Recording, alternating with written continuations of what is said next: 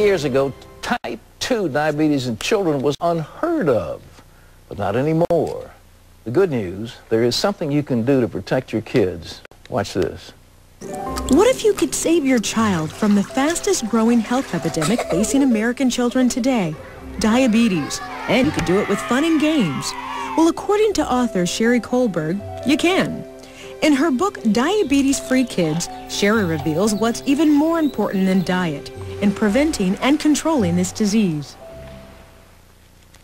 Please welcome right now to the 700 Club exercise physiologist Sheri Colberg. Sheri, so nice to have you with us. So nice to be here. Thank you. Before I get into what you've got to say, you know, my wife is away, and I had the awesome responsibility of going to the grocery store, and it's tough for a guy to do that. You know?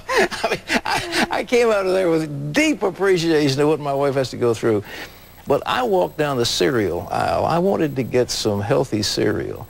And I looked at the labels. They are loaded with sugar. They are loaded with salt. I couldn't find, you know, maybe 1 out of 100 of those brightly labeled boxes that were healthy for people. I finally got some shredded wheat and some oatmeal and that kind of thing. But those are good choices. Actually, yeah. I eat oatmeal every morning. I mean, old-fashioned, as long as it's not the instant. That actually has a lot of sugar in it. But you know, I like the this more kashi, you know, this the new kind of stuff that's got some soybeans in it. But, I mean, if we're feeding that to kids, it's bound to cause a problem. I mean, they're stuffing the children, and mothers think they're giving them a healthy cereal, healthy breakfast. You know, and it is causing problems, and that's why there's a big rise in the number of kids who are developing type 2 diabetes, which was actually called before adult onset. Yeah. So this was only happening in people who were in the 40s or 50s. Now you've got teenagers, and I've actually heard of a case of a child as early as 4 years old developing type 2 diabetes. How is that possible? What have they fed? It comes from eating things, doesn't it? Well, you know, a lot of it is lifestyle. I really, truly believe that. I mean, there is a genetic basis for it, but unless you promote those genes to make that diabetes come out, which you do with lifestyle, it's not going to happen. I mean, 20 years ago there weren't any kids with type 2 diabetes, but now there are, and it's not like the genes altered in that amount of time. Sure. Type 2 diabetes is just as bad as type 1, and when you've got diabetes, what are some of the things that it does to you as the years progress? If you don't control it well, which you can do, yeah, then it can cause a lot of serious health complications. What they found particularly with children who are developing type 2, that they are actually developing complications much earlier than in their lifetime, like in their 20s and 30s, are having heart attacks and strokes, and this is just totally unnecessary. I mean, well, you're looking at things like amputation and blindness, and there's serious complications. These are, yes, what they're estimating right now is that diabetes for most people is going to shorten their lifespan by at least 12 years, and it's going to decrease the quality of life for the last 20 years of that shortened period of time. Well, what are the physiological activities that go on to get type 2, or if you got type 1 to aggravate it? Well, a lot of it is really if your insulin isn't working well. Insulin is what your body releases to help you take the sugar out of your blood and get it into the cells. Now, if the sugar stays in the blood, that's when it starts to cause problems. So you want to do everything you can to make that insulin work effectively. Mm-hmm. What happens with type 2 diabetes is that you get very resistant to that insulin working well, and now a lot of that is lifestyle. It's because you're physically inactive. That's probably the #1 reason. Yeah. And #2 reason is the types of foods that you're eating, that your kids are eating. Well, the more processed foods are, the more they tend to cause the blood sugar to rise rapidly, and that causes like a rebound resistance in the insulin action. You know, I had a loving mother. I mean, she really was a loving mother, and she thought the most loving thing to do was to stuff her kid full of food. And, you know, pies and cakes and waffles and syrup and pancakes, all that, you know, muffins. She had the right idea. She needed whole wheat, you know, waffles. She needed reduced sugar syrup, and she needed to throw lots of fruit in there with that, but a few vegetables. In those days, they didn't. That was a long time ago. They didn't think that way. I realize that, but you know, even then, the food wasn't nearly as refined. Now, you said you were shopping. Yeah. When you go in there and you can find all of these refined foods that are easy to make, you know, done in 5 minutes. Okay, but those are really not the ones that we should be eating ourselves or feeding our kids, because those really do increase. Can you train the kids on vegetables? Like, okay, you're going to eat broccoli, you're going to eat spinach, you're going to eat carrots, you're going to eat, you know, whatever, lima beans. Can you train them to do that? You can train them. You have to start early, and lima beans, I still haven't been able to do that one. I keep getting my kids to eat lima beans. I love lima beans. Well, that's a treat, like dessert for me. Really? Yeah. They all eat vegetables, though, and they also know that if they've had, I don't totally restrict them from eating unhealthy things, it's just that they eat them in moderation. If they have some cookies now, they know if they have a snack later, it has to be something healthy. It's going to be fruit, or it's going to be, you know, vegetables. They all take their lunches with carrots and cucumbers and everything. I used to send my wife used to send our kids off to school with whole wheat bread and healthy sandwiches, and they'd trade them off for people with white bread. I mean, it was terrible, you know. Finally, my oldest son found a girl who'd been brought up the same way, and he said, "My goodness, this is so wonderful that you." Right. Well, so you know, it really with takes 5 children. Yeah, you just have to make an effort. It becomes a conscious effort, just like praying or doing anything else. Make an effort to give your children healthier foods, eat healthier yourself, be more physically active. All right, somebody's watching this show and they say type 2 diabetes. What are the warning signs? The warning signs would be, well, it occurs more in certain groups of people. Most of the ethnic minorities have a higher incidence, particularly African Americans, Native Americans. If your kid is getting significantly overweight, that's going to be a risk factor. And if your kid is very sedentary, that's going to be a risk factor too. So no warning symptoms. If he's what? Very sedentary, not very active. Sedentary, yes. Sedentary, okay. Yes. So if you have your signs are the same ones as you would see for juvenile onset diabetes. Basically, you would see an increase in thirst. You may see some sluggishness, just not feeling so good.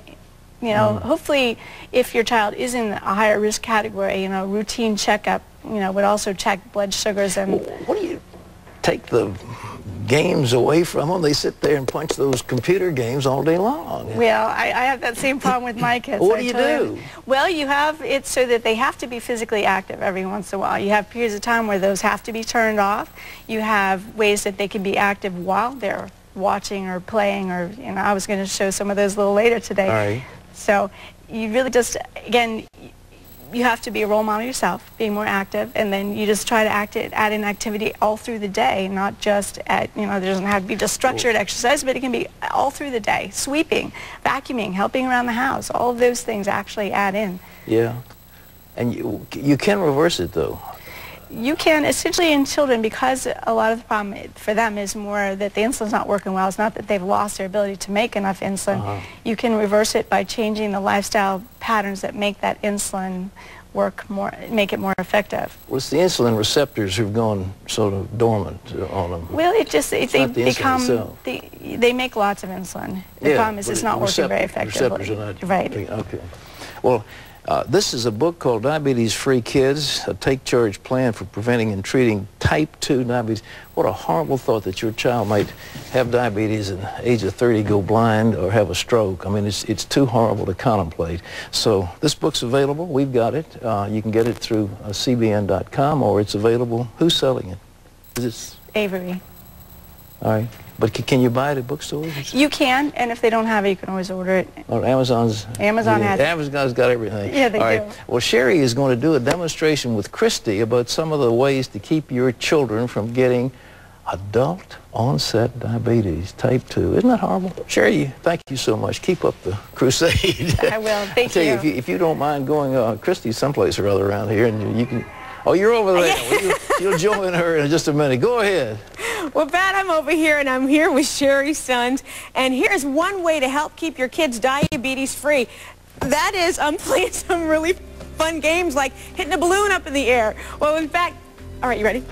Okay, we have so many more games for you that we're going to show you after this when Sheri joins us. So stay tuned. Throw your balloon. There you go. Ouch. Well, it's Skinny Wednesday, and we're back with Dr. Sheri Colberg and her 3 wonderful sons. And Sheri's going to introduce us to the guys before we start some activities. So who do we have here? Sure. We got Ray J here on the end. He's 7. Anton in the middle. He's 10. And Alex, he's 12. Well, I know that you just spoke with Pat about different ways that our kids can do some exercises. So let's see some. Okay. First thing is to get your kids up. So stand up, boys. Up and moving. That's always good. You know, what we do is Go ahead and start walking in place. We have a rule: if they're watching TV, doing something for a long period of time, they got to get up and start moving. Gotcha. So walking in place is a good way. All three boys are wearing pedometers this morning, and there's just simply a step counter. And the good thing about that is you can use that as motivation. Show your pedometer. Keep going. So we can also do things like, that's around the house. You can use a rebounder. We've got one of those in our house, and on that it makes walking in place a little more fun. So they'll jump and do a few things, and I'll yell upstairs and I say, okay, you guys, start exercising. So they'll switch off every 5 minutes, and the kid's doing another thing, another activity. Okay. And if you've got some old exercise equipment, you can dust that off. And the older the kids get, to fit well on the adult size equipment. And the thing is just to keep them active, keep them moving, have them help you around the house, do all sorts of things. Yeah. And it's funny because it's so opposite from how we grew up, because how we grew up, we were like, sit down, shut up, don't do anything. The other parents are like, get up and start doing stuff. Let's do more things. Okay, well, you can get some resistance bands. You guys go ahead and pick those up. You can pick them up at Target, Walmart, any sporting goods stores. And you can show your kids some easy things they can do. So kind of work on strength and flexibility, and they're all going to show you ones that they know how to do there. And these things are fun because even if children are watching television, they can do these during the commercial. Right. And so it keeps things moving, and they can help each other out. So right. What else? Another thing I would recommend is having your kids maybe do some structured activities. You can sign them up for sports teams and so forth. My three sons actually really enjoy martial arts, and they've been studying. Go ahead and show them some martial arts, guys. Yeah. They've been studying a nice form, Qilin, that's not too aggressive, but it teaches them strength and balance and flexibility, a little bit more self-confidence. Do they ever do martial arts on each other? Unfortunately, yes. Unfortunately. It's all good. Listen, they're boys. That's what boys do. That's why all three of them are taking it, so that they can defend each other. Absolutely. You can always do calisthenics and stretching around the house. Just do it once an hour. You guys can show them some stretching and some calisthenics. Yeah. Some things you're doing. You don't have to do them continuously. Do them for a minute or two, and then you stop. But you just stand up and take a break. Absolutely. So the key is just to get our children moving. That is the key. So from the typical sedentary lifestyle of just sitting and watching television, we got to get up and start doing things. So thank you so much, Sheri, for being here. Thank Pat, you. I'm going to throw it back over to you. Pat? I like that, Christy. Get those kids off the couch and doing jumping jacks or stretching or, hey, that martial arts stuff. I hope they don't kill themselves at an early age, but that's good. Diabetes reduces your child's risk. You want to reduce their child's risk of diabetes. We have this fact sheet we'll be glad to send you free that'll share some of the significant points of today's interview and other facts that you might need to know in a little bibliography.